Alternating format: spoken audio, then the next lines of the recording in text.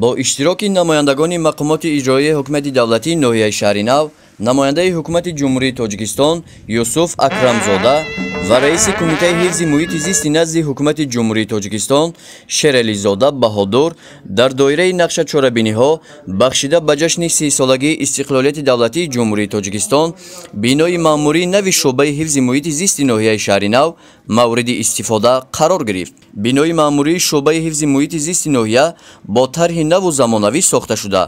تحفه ارزنده به جشن پرافتخار ملی 30 سالگی استقلالیت دولتی جمهوری تاجیکستان برای کارمندان و متخصصان این ساحه به حساب می رود. باید گفت که ساختمان بینای معموری سال 2020 آغاز گردیده بود که با طرح نو و زمانوی و نقش و نگار ملی ساخته شده در مهلت پیش بینی شده و با صفت بلند ساختمانی مورد بهره برداری قرار داده شد.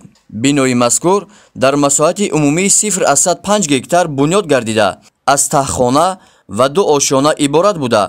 در دایره کارهای آبادانی گرد و اطراف بینای مذکور سفالک‌پوش گردیده گل‌های رنگارنگ موسمی و نهال درختان آرایشی شناخته شده است که به نموی بیرونی بینا زیبایی خاصه ضم می‌کند.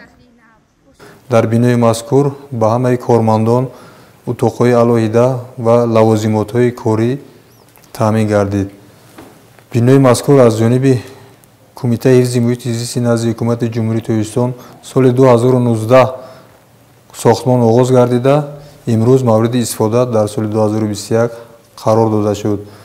ما منتداری خود را به رهبریت دولت و کمیته حفظ محیط زیست نزد حکومت جمهوری تاجیکستان می‌رسانیم که همه کارمندان ساحه را با چنین شرایط خوب تامین نمودند و در آینده ما نیت داریم که آباد نگاه داشتن وطن عزیزمون سهم خود را رسانیم.